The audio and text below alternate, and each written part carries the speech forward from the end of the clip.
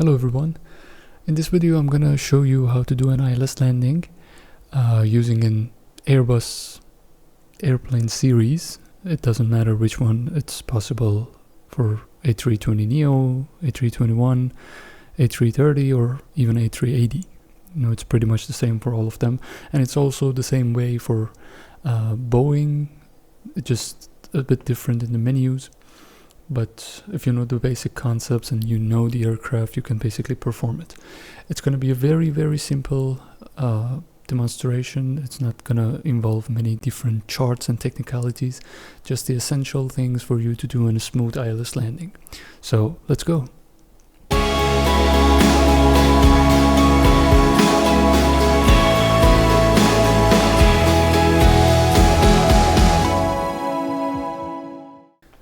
So to do an ILS landing, first we need to make sure that our runway has an ILS radar. So it's important to bear in mind that not all of the airports and runways have this kind of radar in front of their runway. It's always possible for an airport to does not have any ILS radar at all, or for a runway to only has ILS radar in one side of it, and on the other side you should just proceed with the VOR landing.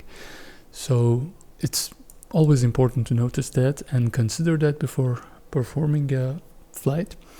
And you can search it by Google, or you can for the users of Microsoft Flight Simulator 2024, you can just simply open this EFB tab and come here.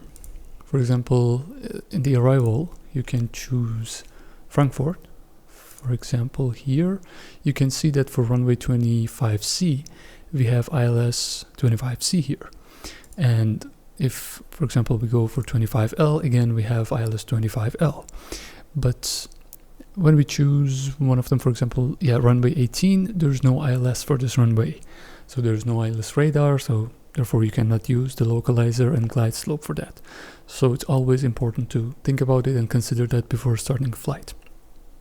Now, let's say that the runway that we want to land on has already an ILS radar. So for example, we choose ILS 25 left, Frankfurt Airport.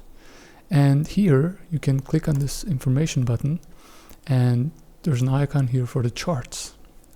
Now you can switch to Approaches tab and come here to this one. This is already bordered with a green line. So here you have the ILS 25 chart. Now when we open that, we have a chart with some information in it. First of all, we have the information about the ILS itself. So this is the ILS code, and this is the ILS radar frequency. This is basically the frequency that in a threshold or in a specific range, your airplane can communicate with it and gets the information about the positioning and, eventually control it to land. And now we have this chart here. This is basically for the localizer, for aligning the aircraft with the runway horizontally. So when you land, you can expect that you land in the middle of the runway. It depends on the wind and many other factors, but it's basically some kind of estimated alignment with the runway. Now, pay attention to this waypoint here. We have Delta Foxtrot 620, and here we have this altitude here. This is 4,000 feet. And now we have, for this ILS, we have 3 different waypoints, or 3 different roads that actually, they reach to this specific waypoint here, that basically our localizer and glide slope will be caught by our airplane. So if we come from this road or this road or this road, we should always ensure that we are within this range that demonstrated here. So within this range, we can actually expect our radar to get our plane aligned with the runway horizontally and then start the glide slope. There are also a bunch of information here. For example, the altitude that you should enter into this particular waypoint, and also here as you can see, the maximum speed is 250 knots. And then there is another diagram below this map diagram here, that is actually for our glide slope or altitude. So this is basically aligns, or I can say decreases the altitude of the plane automatically, so your plane lands on the runway. And as you can see here, we have this threshold here that it basically means that within this range you can actually use the localizer for landing purpose. And as you can see, the reaching altitude to this specific waypoint, this is P here, and we had it already here, this is the same waypoint. This should be 4,000 feet. It could be different for, I want to say could be, it's in the most of the cases different for each runway, each particular runway. So it's important to bear in mind that before landing, always consider looking at this diagram to see what is the correct reaching or approaching altitude. So here, for example, it says 4,000, and within this distance, here we have our localizer, or the beginning of the runway, and it says that within 11.3 nautical miles we basically can start our glide slope. So we approach with 4,000 feet altitude, and then from here we start our glide slope with the angle of 246 degrees, and then it just automatically our airplane will lose altitude until it reaches to the beginning of the runway. And you can always, start when you're 200 or 100 above the runway, 200 feet or 100 feet above the runway. You can actually disengage this autopilot and then land the aircraft manually. Okay, these are basically the main important points that you should bear in mind when you want to do an ILS landing. Now let's do a very simple demonstration. I will choose the same runway, 25 left, in Frankfurt. So here we have Frankfurt, and this would be 225 left. Yeah, we will start from here for departure, and for better understanding I will let the flight to be at night, because in that case there would be lighting over the runway so we can distinguish better. And let's start the flight. So as you can see now, we are at the beginning of runway 25 left, and the localizer radar or ILS radar is actually behind our aircraft. So what we're gonna do, we are gonna take off from this runway and fly towards the next waypoint, that would be Delta Foxtrot 685, and then turn back to this waypoint here, Delta Foxtrot 682, and then afterwards we're gonna go all the way back to our localizer point. That would be this P point here, and the waypoint would be Delta Foxtrot 620, and we should maintain the 4,000 feet. And then we're gonna go through this ILS waypoint, and afterwards we're gonna land. Right now I'm gonna program our short route into our MCDU unit here, and I'm not gonna go through the init and preference and detail pages because it's just a demonstration. I'm just gonna set our direction or flight plan, and then our ILS frequency. Let's go to this direct menu and then enter our first waypoint. That would be Delta Foxtrot 685. Delta Foxtrot 685 and set. So now I'm gonna go to this waypoint. I'm gonna set our destination, that would be the same, the Frankfurt airport, and we'll set that as our new destination, and then go through that and choose ILS 25 left as our landing runway. And now, as you can see, if we return here, as you can see, we have two waypoints already set for us when we chose our ILS runway. And if we take a look at the chart here, you can see that already we have Delta Foxtrot 680 and Delta Foxtrot 620 as we have in our MCDU. And what we're going to do is now setting two other waypoints here. That would be Delta Foxtrot 682. So we'll choose our first waypoint, and then we go for Delta Foxtrot 682. Insert, and afterwards we go for the next one, Delta Foxtrot 681.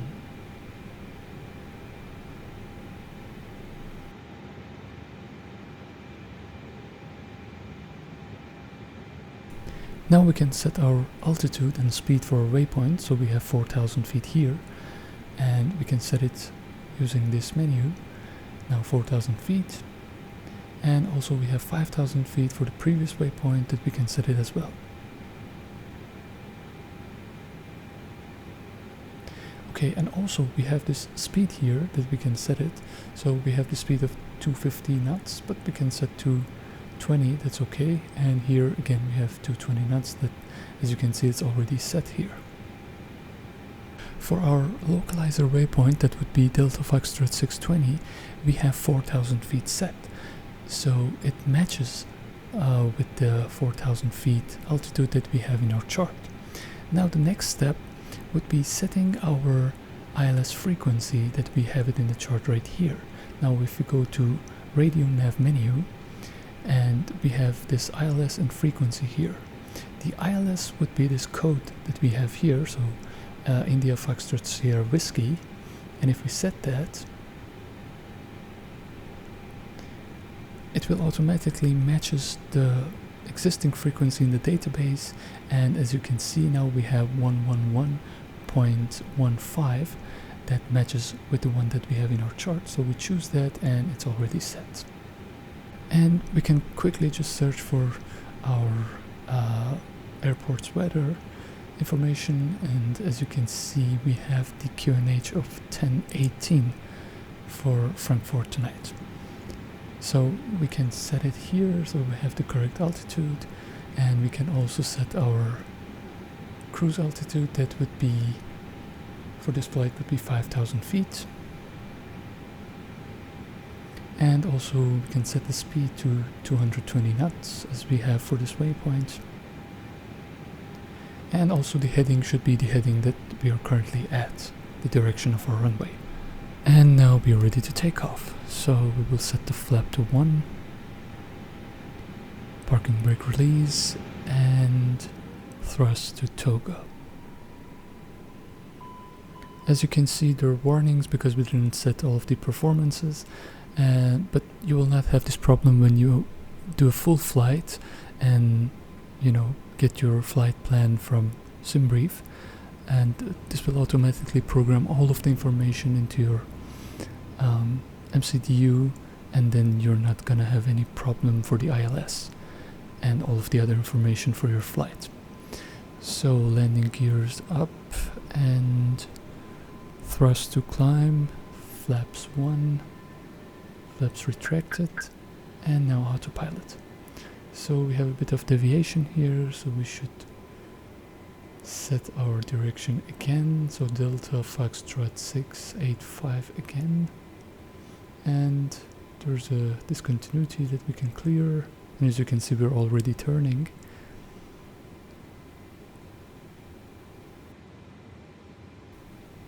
And we are following our flight plan. Now we should wait until we reach to the waypoint that we want, and that would be probably the next waypoint, and then after that we can actually start our preparation for landing. The next thing to know is that we have this LS button beside our flight director button, and you can enable that in a full flight when you're below 10,000 feet. And when you enable that, you can see this pink information here that says within what distance are we from our runway. And if we check our flight plan right now, we see that as we get further from our runway, it starts to increase, and as soon as we turn and get back, it starts to decrease again, and then when we get further again to reach our next waypoint, it will again increase.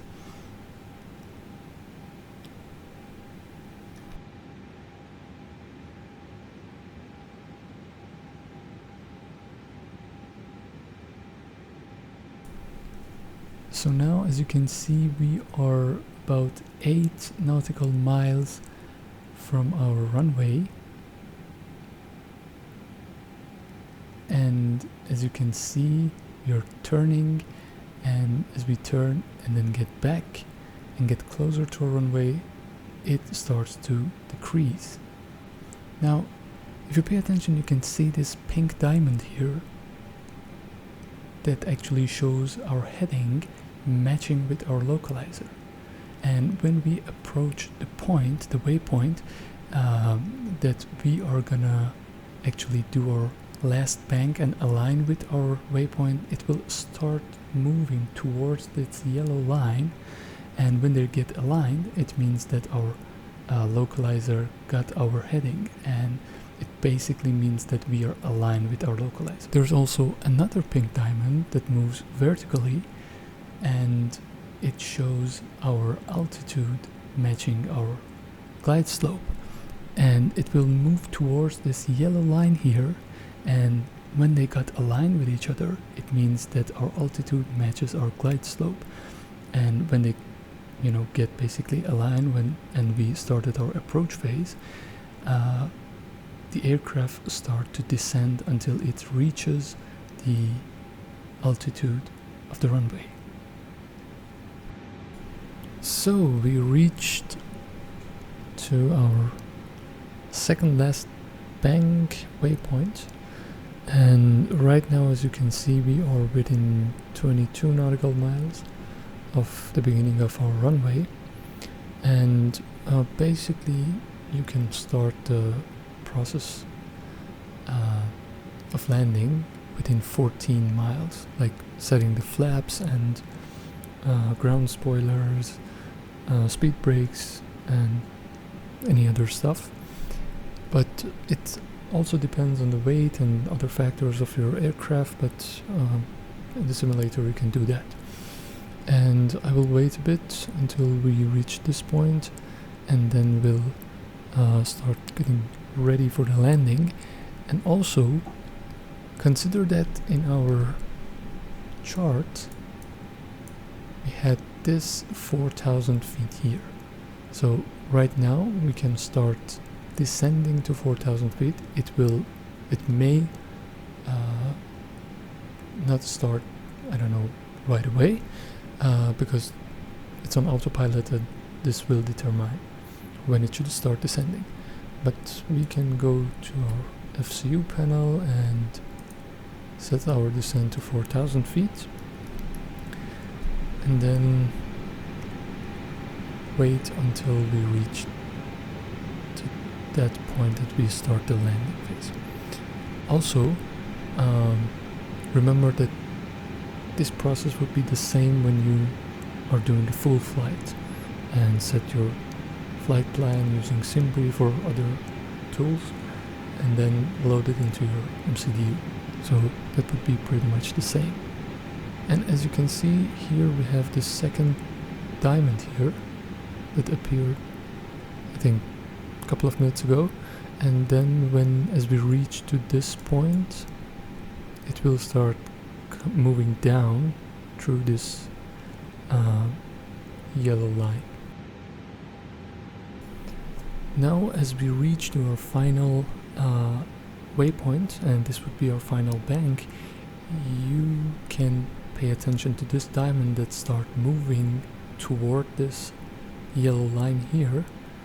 And if you look at this information that are appeared here, you can see that at some point of time the localizer would get our heading. See, they are getting aligned, and then now we can set a button here called Approach. And this approach, you see, we got our localizer here. You can set the approach earlier, even when you're here, for example. But as soon as you saw that this will started to moving, and you sure that this is basically your final bank angle, you can set the approach. And then, since we are within 4,000 and this one is moving toward this yellow line here, you can see that our glide slope here, now we cut our glide slope and our aircraft will start to descend. Now we can get ready for landing. So we can set flap to 1 and 180. Speed brake, auto brake to medium.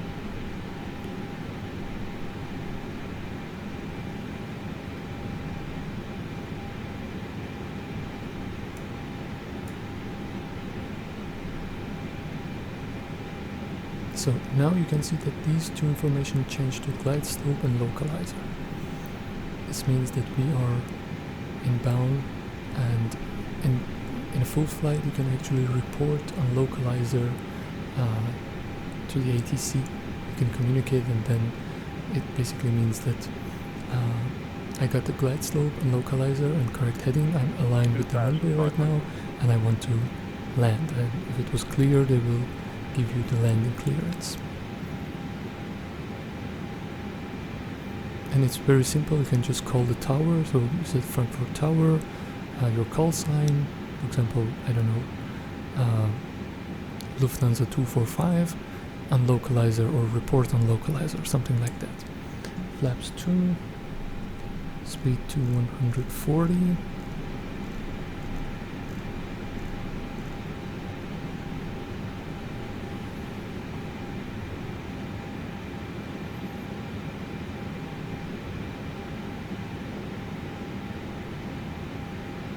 And just when we are within, I don't know, 200, when this indicator shows 200, you can basically use this button on your stick. Let's just turn on the lights here for a moment. And you can use this button to disable or disengage the autopilot. And then in the gears down, and then the autopilot will be disengaged, and you can just control and land your aircraft. You can also not use that, but it's better to use it.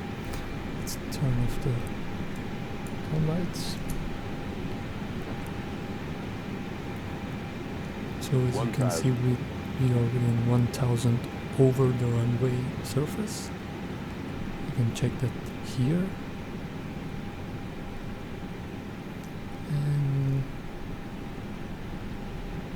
we can land with 135 knots. So flaps full.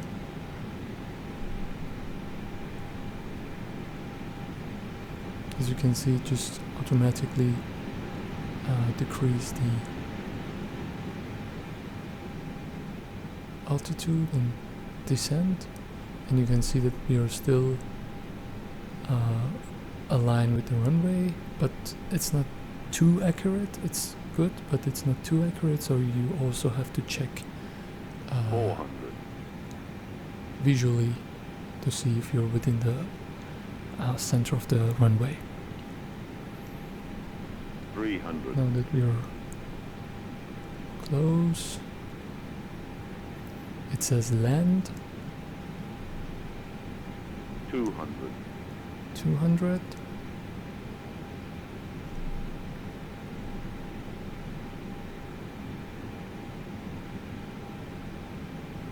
And 100. As you can see, our flare indicator is coming up. 50 40 30 20 You can just simply flare a bit retard 10 and 5 retard retard, and then reverse. I think it was a nice landing.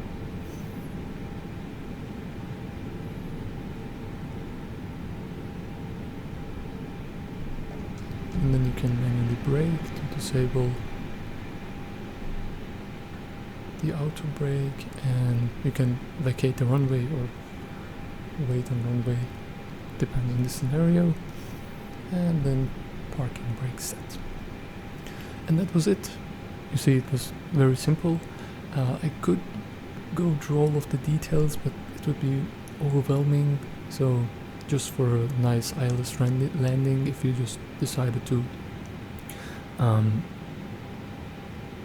start airborne and then land, you can use my way and just find out all of the waypoints that you need, and then set the ILS frequency, and also pay attention to the altitude. Or when you're starting your flight from another airport and doing a full flight using a flight plan and everything, or even when you get a go around, or you want to go through the alternate route, or you want to land on another airport because, I don't know, because of the emergency problem or fuel or anything like that, you can just simply use this EFB in Flight Simulator and choose your ILS, and then go exactly through this procedure, and it will be fine and you can land easily using ILS. But it's always important to check if the runway has the ILS radar. And that wraps up our tutorial on performing an ILS landing. I hope this guide helped you understand the process and made your landing smoother. If you found this video helpful, don't forget to give it a thumbs up and subscribe for more flight simulation content. Let me know in the comments what topics you'd like to see next. Thank you for watching, and I'll see you in the next flight. Clear skies and happy landings.